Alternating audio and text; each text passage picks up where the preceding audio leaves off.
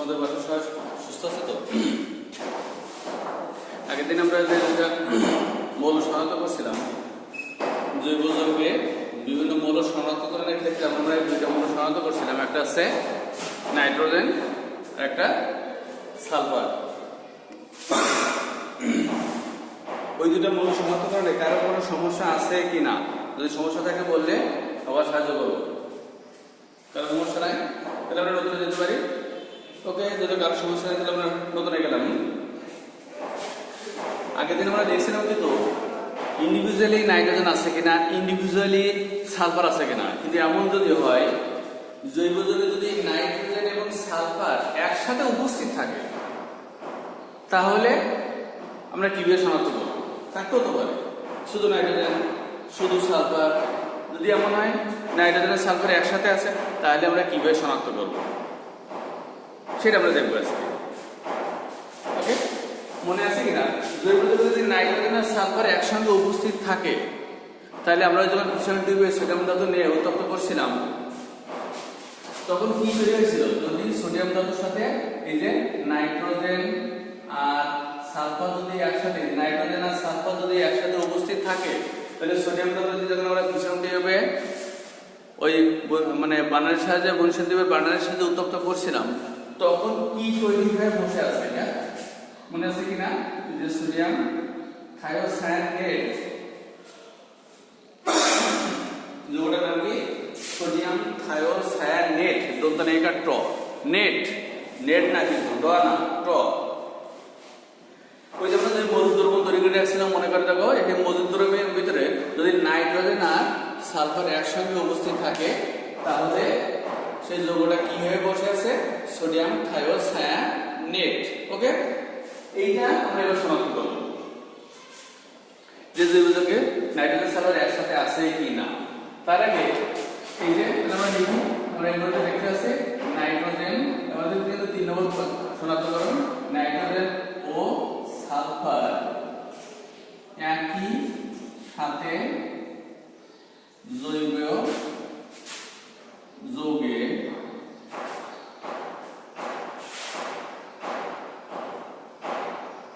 উপস্থিত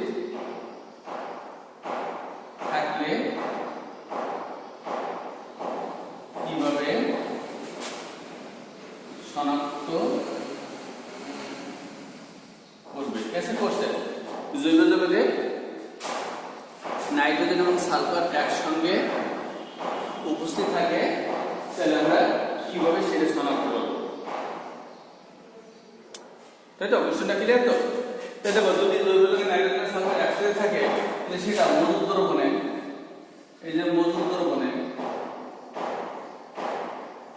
সেটা কি যৌগ তৈরি করে বসে আছে? Sodium thiocyanate. এইটার সম্পর্কে তাহলে আমরা আরেকটু জেনে আসি বিস্তারিত। মনে করি এখানে sodium thiocyanate NaCNS, sodium thiocyanate. এখন CNS নাম কি বললাম? থায়োসায়ানেট। এটা কি বা কাকে বলে আমরা জানি মনে হয় যৌগমূলক বা রেডিকাল বলে একটা কনসেপ্ট আছে। বিভিন্ন মৌলের পরমাণু যদি পরস্পরের সাথে এমনভাবে যুক্ত থাকে যে তারা একটি পরমাণুতে আচরণ করবে এবং ওই অবস্থাতেই তারা রাসায়নিক বিক্রিয়ায় অংশগ্রহণ করে, তাদেরকে আমরা কি বলে? রেডিকাল বা যৌগমূলক। আবার বলছে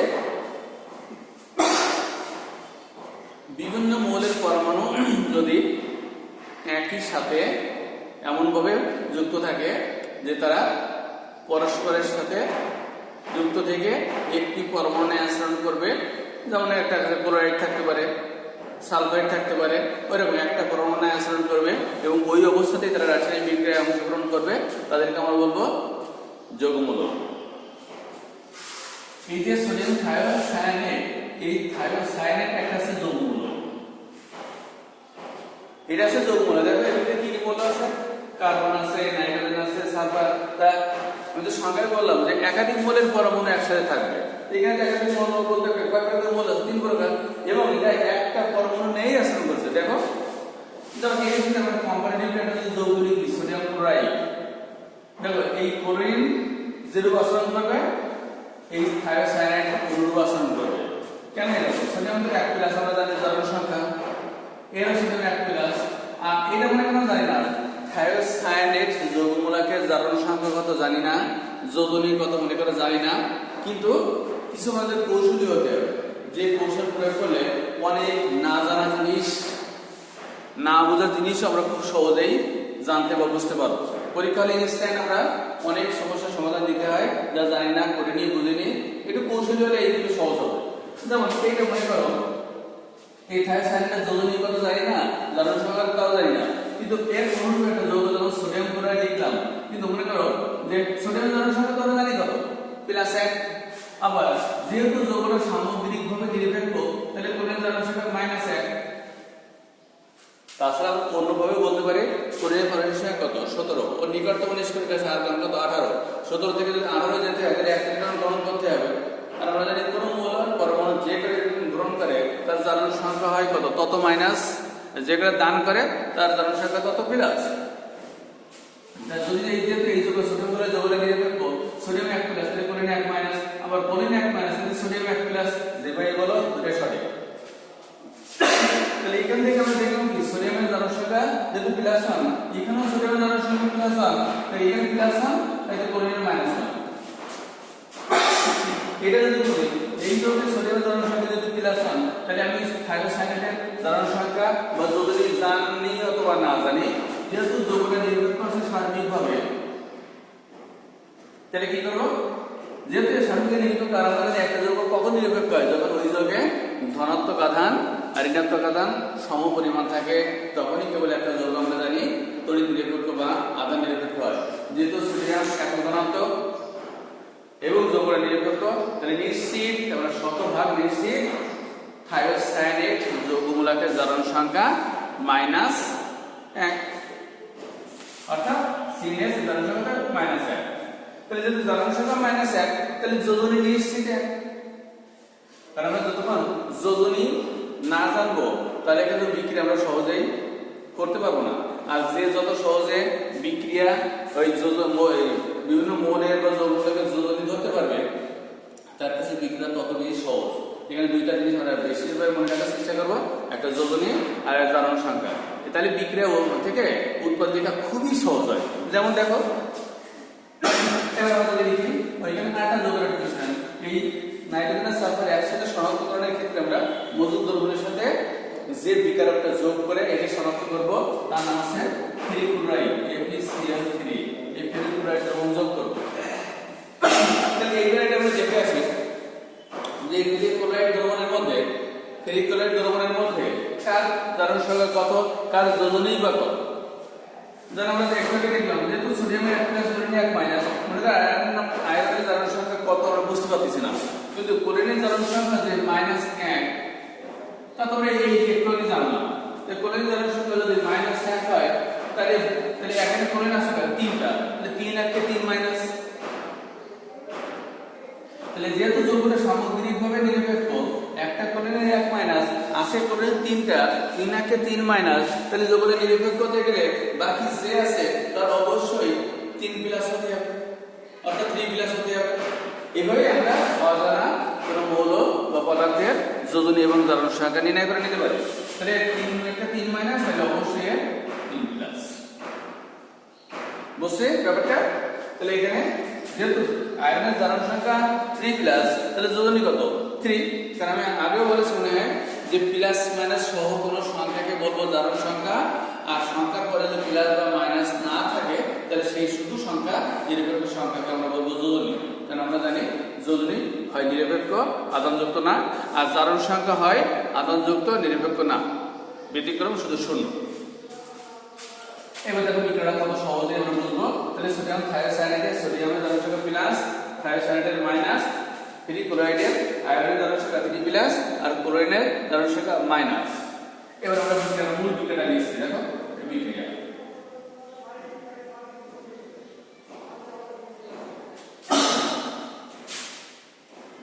sodium CnS thiocyanate plus FeCl3। এবার বিক্রিয়া কত সহজে আমরা বুঝবো। এখানে একটা ক্লোরিনের 1 মাইনাস, তাহলে আয়রনের 3 প্লাস, থায়োসায়ানেটের 1 মাইনাস, সোডিয়ামের 1 প্লাস।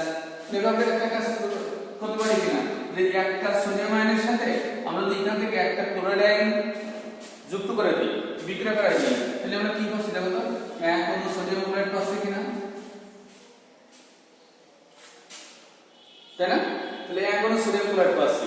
আর আমরা জানি বিক্রিয়ার ক্ষেত্রে ধনাত্মককে আমরা প্রতিস্থাপন করি ধনাত্মক আয়ন দ্বারা, আর ঋণাত্মককে প্রতিস্থাপন করতে হয় ঋণাত্মক দ্বারা। তোমরা প্রায় যে ভুলটা করো বা বলো সেটা আছে, আমরা ধনাত্মককে তাড়াতে চাই, অপসারণ করতে চাই, কি দিয়ে তাড়াতে হবে? তোরা বলো ঋণাত্মক হবে। এই রাশি ভুল, সবসময় মনে রাখবো প্রতিস্থাপনের ক্ষেত্রে ধনাত্মককে ধনাত্মক দ্বারা, ঋণাত্মককে ঋণাত্মক দ্বারা প্রতিস্থাপন করতে হয়। তাই যদি হয় তাহলে আমরা এই সোডিয়াম একটা সোডিয়াম আয়নের সাথে একটা ক্লোরাইড সোডিয়াম ক্লোরাইড লিখলাম, আর থাকলো কি থায়োসায়ানিক আয়ন, আর এখানে ফেরিক আয়ন, আর এখানে ক্লোরাইড আয়ন কয়টা গেছে? দুইটা। তাহলে এবারে এগুলো একটু বুঝাই লিখি, তারপর আমি বিস্তারিত বলছি। এই প্লাস অংশটা হলো যোগের, সাধারণত প্লাস অংশটা বাম পাশে লিখতে হয়। এই আয়ন লিখলাম, তারপরে এই থায়োসায়ানিন লিখলাম, তারপরে এখানে কি এই ফেরিক আয়ন এই ধনাত্মকটা প্রথমে লিখছেন, তারপরে এই থায়োসায়ানেট ঋণাত্মক লিখছে, আর এখানে দুইটা ঋণাত্মক ক্লোরাইড আয়ন থেকে গেছে, সেই দুটো লিখি এবার HCl2। এবার দেখো যৌগটা কৌশলটা দেখো, সংকেত দেখার কৌশলটা বলছে আমরা জানি একটা ক্লোরিন এক মাইনাস, ক্লোরিন এখানে আসছে ধরো দুইটা, দুই একটা দুই মাইনাস, আর একটা থায়োসায়ানিনের এক মাইনাস, তাহলে এখানে এক মাইনাস আর এখানে দুই একটা দুই মাইনাস, তাহলে মোট কত? তিন মাইনাস, এই জায়গাটা তিন প্লাস। বুঝছো কত সহজ ব্যাপারটা? আর এটা কি হবে? রক্তের ন্যায় লাল বর্ণের রক্ত লাল, এই রক্ত লাল বর্ণের একটা দ্রবণ সৃষ্টি হবে। যদি হয় তাহলে আমরা নিয়েছি পরীক্ষাতে জৈব যৌগে একসাথে নাইট্রোজেন এবং সালফার আছে। এবার আমি প্রথম থেকে আবার ধারাবাহিকভাবে বলে দিচ্ছি, খেয়াল করো, তাহলে দেখবা বাসাতে পড়াই লাগবে না, এখানে বুঝতে যাবে। কি করবো? যদি বলে জৈব যৌগে নাইট্রোজেন এবং সালফার একসাথে আছে কিনা, তাহলে আমরা এই মজুদ দ্রবণ বা মাতৃ দ্রবণ থেকে একটা টেস্ট টিউবের সামান্য পরিমাণ দ্রবণ নিয়ে আসবো। সামান্য পরিমাণ বলতে বলতে পারো যে কতখানি 2 থেকে 3 মিলি নিলেই যথেষ্ট, 2 থেকে 3 মিলি লিটার নিলেই যথেষ্ট। নিলাম, নেওয়ার পর এই সেইটা মজুদ দ্রবণ, এবার ওর মধ্যে আমরা পরিকল্পিতভাবে ফেরিক ক্লোরাইড দ্রবণ যোগ করে দেবো। ফেরিক ক্লোরাইড, এই ফেরিক ক্লোরাইড দ্রবণ যোগ করলে যদি রক্তের না লাল বর্ণের একটা দ্রবণ সৃষ্টি হয়, তাহলে আমরা একবারেই শতভাগ নিশ্চিত পরীক্ষাধীন জৈব যৌগে নাইট্রোজেন এবং সালফার আছে। ওকে, কারো কোনো সমস্যা নেই? ধন্যবাদ। কারো সমস্যা নেই না থাকার জন্য। একদম সহজ একটা ব্যাপার। আমি তো প্রত্যেকটা যোজনী জানার সংখ্যা বিস্তারিত একদম ডিপলি আলোচনা করে দিয়েছি, বলে কারো সমস্যা থাকার কথা ছিল না আর নেই, এজন্য সবাইকে ধন্যবাদ। তাহলে আমরা পরেরটা চলে যাই। তাহলে আমরা কি দেখলাম? নাইট্রোজেন, প্রথমে আগে দেখছিলাম নাইট্রোজেন, তারপর দেখছিলাম সালফার, আজকে দেখলাম নাইট্রোজেন আর সালফার। আর একটা মূল থাকতে পারে বলছিলাম, কি বলতো মনে আছে? হ্যাঁ, হ্যালোজেন বলছিলাম না, হ্যালোজেন। এবার আমরা দেখবো যে জৈব যৌগে হ্যালোজেন থাকলে কিভাবে শনাক্ত করবো, এই সেটা আমরা এখন দেখি। তাহলে এটা বুঝলাম। হ্যাঁ,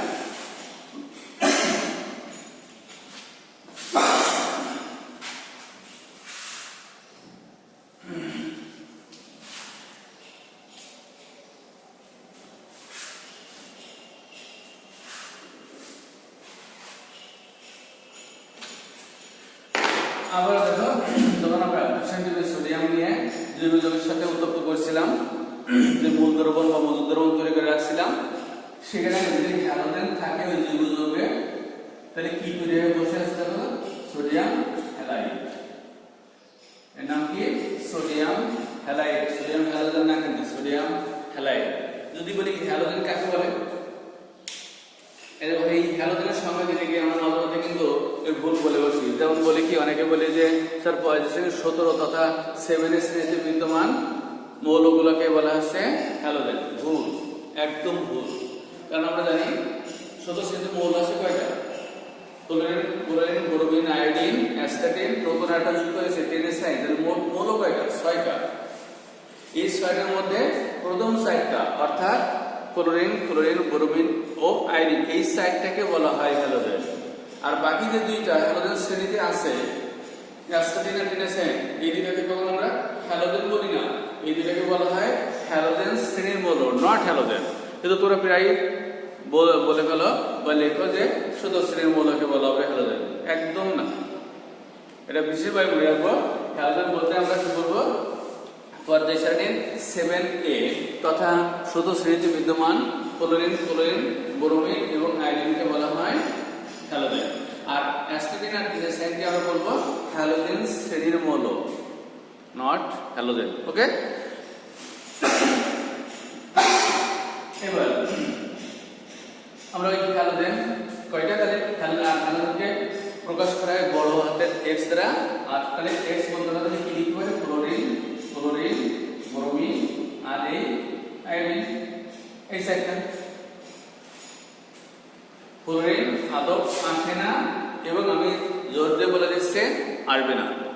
বাকি থাকবে আমরা তিনটা, ক্লোরিন, ব্রোমিন, আয়োডিন। আমরা এই তিনটা শনাক্ত করব। এই তিনটার মধ্যেও আবার সবচেয়ে গুরুত্বপূর্ণ আছে এই ক্লোরিনটা। তাহলে আমরা দেখি এক এক করে। তাহলে এই যে এখানে যে সোডিয়ামের সাথে হ্যালোজেন বিক্রিয়া সোডিয়াম হ্যালাইড আছে তৈরি করে বসে আছে, তাহলে এই সোডিয়াম হ্যালাইডের একটা উদাহরণ হতে পারে যদি হ্যালোজেন ক্লোরিন থাকে, তাহলে সে কিভাবে বসে আছে, সোডিয়াম ক্লোরাইড তৈরি করে বসে আছে। এবার আমরা দেখব যে জৈব যৌগে হ্যালোজেন এর মধ্যে যদি ক্লোরিন উপস্থিত থাকে তাহলে ওইটাকে আমরা কিভাবে শনাক্ত করব সেটা দেখব। খুব সহজ আবার ইম্পর্টেন্ট কিন্তু। তাহলে দেখি, তাহলে আমরা এই মধ্যে দেখছি কোশ্চেনটা কি, জৈব যৌগে ক্লোরিন শনাক্ত করো। শনাক্ত করো মানে জৈব যৌগে যদি ক্লোরিন থাকে তাহলে তাকে আমরা কিভাবে শনাক্ত করব সেই বিক্রিয়া সমীকরণ আমরা দেখব। তাহলে যদি ক্লোরিন থাকে তাহলে সে কি ওই বন্ধু দ্রবণের ভিতরে কি তৈরি করে বসে আছে, সোডিয়াম ক্লোরাইড। এবার এর সাথে আমরা একদম পরিকল্পিতভাবে এই সিলভার নাইট্রেট দ্রবণ যোগ করব। সিলভার নাইট্রেট নামগুলো স্যারের সাথে বলবো, তাহলে বুঝতে হবে। যদি কোনো যৌগের সংকেত বা নাম না জানি আমাকে বলে আমি সাহায্য করব, কিন্তু চুপ থাকবে না। তাহলে এইবার দেখো এই নাইট্রেট আমরা জানি জারণ সংখ্যা কত, মাইনাস, যেহেতু যৌগের নিরপেক্ষ তাহলে এটা প্লাস। দেখো এবার যদি আমরা জারণ সংখ্যা নির্ণয় করে নিতে পারি তাহলে উৎপাদটা লেখা খুবই সহজ, কারণ এই একটা প্লাসের সাথে অন্যটার মাইনাস আর অন্যটার প্লাসের সাথে এটা অন্যটার প্লাসের সাথে এটা মাইনাস দিয়ে উৎপাদ এসে যাবে, শুধু যোগের ঠিক করে লিখলে হচ্ছে। আর এটা তো আমরা জানি ক্লোরিন জারণ সংখ্যা মাইনাস 1 আর সোডিয়াম জারণ সংখ্যা প্লাস 1। তাহলে কি হবে না, তাহলে উৎপাদ এই প্লাস হবে এই মাইনাসের কাছে আর এই প্লাস এই মাইনাসের কাছে, তাহলে উৎপাদ হবে কি হবে, sodium nitrate plus silver chloride. এই সিলভার ক্লোরাইড এই তাহলে আমরা কি পরীক্ষাধীন জৈব যৌগের সাথে আমরা যদি সিলভার নাইট্রেট দ্রবণ যোগ করি তাহলে দেখব কি এটা সাদা পদক্ষেপ যদি আসে, যদি সাদা পদক্ষেপ আসে তাহলে আমরা সন্দেহ করব যে স্যার পরীক্ষাধীন জৈব যৌগে হ্যালোজেনের মধ্যে ক্লোরিন থাকতে পারে। সন্দেহ করব, আছে বলবো না, কিন্তু থাকতে পারে। কিন্তু থাকতে পারে এই কথা বললে তো নিশ্চিত হলো না, আমাকে নিশ্চিত করে বলতে হবে স্যার ইয়েস এর ভিতরে হ্যালোজেনের মধ্যে ক্লোরিন আছে। সেটা কি, ওই যে সাদা পদক্ষেপটা তৈরি হয়েছে, এবার আমরা নিশ্চিতের দিকে আগাচ্ছি। এই সাদা পদক্ষেপ সিলভার ক্লোরাইড। এবার ওই সাদা পদক্ষেপের মধ্যে আমরা লঘু নাইট্রিক অ্যাসিড যোগ করব। অবশ্যই এখানে লিখে দিতে হবে লঘু, কারণ গাঢ় দিলে আমাদের উদ্দেশ্য সফল হবে না। যদি আমরা সাদা পদক্ষেপ সিলভার ক্লোরাইডের মধ্যে লঘু নাইট্রিক অ্যাসিড যোগ করি, তাহলে দেখবে কি ওই লঘু নাইট্রিক অ্যাসিডের সাথে এই সাদা পদক্ষেপের কোনো বিক্রিয়া হচ্ছে না। আর যেহেতু বিক্রিয়া হচ্ছে না তাহলে সাদা পদক্ষেপের কোনো পরিবর্তন হবে না। তাহলে বিক্রিয়া দেখে আমরা দেখব কি নো রিঅ্যাকশন, মানে কোনো বিক্রিয়া হচ্ছে না, হবে না। তখন আমরা ওই যে থাকতে পারে, এবারে থাকতে পারে সন্দেহটা খানিকটা কমে যাবে, তাহলে মনে হয় স্যার আসছে। তো ওই যে তারা মনে হয় বলছি, তাহলে মনে হয় বলে যাবে না, আছে, এটা জোর দিয়ে শিওর করে বলতে হবে যে আছে, তুমি শতবার নিশ্চিত আছে, এই কনফিডেন্টলি বলতে হবে। কি করে, এই যে মনে হচ্ছে আছে, মনে হওয়াটুকু বাদ দিয়ে এবার আছে বলবো কি করে, এই যে সাদা পদক্ষেপ লবণ নাইট্রেট দ্রবীভূত হলো না, বিক্রিয়া করলো না, এবার ওই সাদা পদক্ষেপ সিলভার ক্লোরাইডটা নিয়ে আসা আবার এনে এবার অ্যামোনিয়া, ওই সাদা পদক্ষেপের মধ্যে অ্যামোনিয়া দ্রবণ যোগ অ্যামোনিয়া দ্রবণ। এইবার তার আগে আমাদের দেখে আসছি অ্যামোনিয়া দ্রবণ কাকে বলে। এই অ্যামোনিয়া আমরা জানি মনে হয় দ্রবণ তৈরি হওয়ার ক্ষেত্রে দ্রাবক এর রাজা বলা হয় কাকে? পানিকে। অর্থাৎ বেশিরভাগ ক্ষেত্রে আমরা দেখি দ্রবণ তৈরিতে দ্রাবক হিসেবে পানি ব্যবহৃত হয়। তো আমরা যদি অ্যামোনিয়ার সাথে এই পানি যুক্ত করি তাহলে অ্যামোনিয়া দ্রবণ, এই অ্যামোনিয়াতে পানি যোগ করলে যে দ্রবণটা পাওয়া যাবে সেটাকে বলা হচ্ছে অ্যামোনিয়া দ্রবণ। তাহলে এইটুকু দেখো কি তৈরি হবে সহজ করে দিচ্ছি। NH3 আর H মিলে কি হবে? NH4। তাহলে আমরা যদি NH4 অ্যামোনিয়াম আয়ন ধনাত্মক আর NH2 ঋণাত্মক, তার মানে অ্যামোনিয়া হাইড্রোক্সাইড। অর্থাৎ আমরা নতুন একটা জিনিস শিখলাম, কিন্তু অ্যামোনিয়া বলছে কিন্তু অ্যামোনিয়া, কিন্তু সংক্ষেপে দেখবো অ্যামোনিয়াম হাইড্রোক্সাইড। এটা যাকে লাগতে পারে সেজন্য কিন্তু আমি বিক্রিয়ার মাধ্যমে জিনিসটা পরিষ্কার করে দিলাম যে অ্যামোনিয়া বলছি দ্রবণ, সেই দ্রবণ মানে পানির সাথে বিক্রিয়া করে এমনি হয়ে যাবে অ্যামোনিয়াম হাইড্রোক্সাইড। ওকে, তাহলে এবার আমরা এই সাত পদার্থের ভিতরে এই অ্যামোনিয়া দ্রবণ যোগ করি। যোগ করলে যদি ওই সাদা অদক্ষেপটা দ্রবীভূত হয়ে যায়, বর্ণহীন হয়ে যায়, তাহলে আমরা নিশ্চিত, শতভাগ নিশ্চিত পরীক্ষাধীন জৈব যৌগে হ্যালোজেনের মধ্যে ক্লোরিন বিদ্যমান। ওকে, খুব সহজ না? খুবই মজার। বিক্রিয়াগুলো কিন্তু খুব সহজ। এবং দেখো একটা কালার আসবে, সেটা দেখতে ভালো লাগবে, সাদা সুন্দর দেখতে। এবার যে সাদা অদক্ষেপে বর্ণহীন হয়ে গেল বিক্রিয়ার মাধ্যমে, বিক্রিয়ার ফলে কি তৈরি হয়েছে সেটা আমাদের একটু জানা উচিত। হ্যাঁ, আমি লিখে দিচ্ছি একটা জটিল যৌগ তৈরি হবে, দেখে নে খুব সুন্দর তৈরি হবে না। এই Ag ফার্স্ট ব্র্যাকেট শুরু, NH3 এই 2 এই থার্ড ব্র্যাকেট ক্লোজ করে লাস্টে ক্লোরিন, আর তৈরি হবে না সৌপদ হিসেবে পানি। এখানে একটা জিনিস দেখে না, এখানে এই যে তৃতীয় বন্ধনে থাকলে আমরা কোনদিন বলেছি তৃতীয় বন্ধনে থাকলে জানবা কি জৈব যৌগ। আর জৈব যৌগে অ্যামোনিয়াকে উচ্চারণ করা হয় অ্যামিন। তাহলে অ্যামোনিয়া কয়টা আছে? দুইটা। তাহলে বলতে পারি কি ডাইঅ্যামিন সিলভার ক্লোরাইড। এর বর্ণহীন একটা দ্রবণ তৈরি হয়ে যাবে না যদি হয়, এই বর্ণহীন একটা দ্রবণ তৈরি হয়ে যাবে না যদি হয়, তাহলে আমরা নিশ্চিত পরীক্ষাধীন জৈব যৌগে স্যার ক্লোরিন আছে। এভাবে আমরা জৈব যৌগে হ্যালোজেনের মধ্যে ক্লোরিনকে আছে কিনা শনাক্ত করতে পারবো। ওকে, কারো কোনো সমস্যা থাকলে বলতে পারো, যদি না থাকে তাহলে আজকে আমাদের আলোচনা এই পর্যন্ত শেষ। তারপরে যদি বাসায় গিয়ে প্র্যাকটিস করবো, বিক্রিয়াগুলো লিখে লিখে, বিক্রিয়াগুলো যে যত বাসায় লিখে লিখে প্র্যাকটিস করবা, তার কাছে বিক্রিয়া তত বেশি সহজ লাগবে আর মনেও থাকবে। কারণ দেখতে মনে হচ্ছে খুবই সহজ, লিখতে গেলে কিন্তু কোথাও যেন কলম থেমে যাবে। লিখে লিখে প্র্যাকটিস করবা, তারপরে যদি লিখতে বা বুঝতে কত সমস্যা মনে করো, বাসায় গিয়ে অনলাইনে স্যারের সাথে যোগাযোগ করো। স্যার অবশ্যই সাহায্য করবে যদি আমি অনলাইনে থাকি। সবাইকে ধন্যবাদ, ভালো থেকো, সুস্থ থেকো। আর করোনার স্বাস্থ্যবিধি সবাই তোমরা মানবে এবং পরিবারের সবাইকে মানতে উৎসাহিত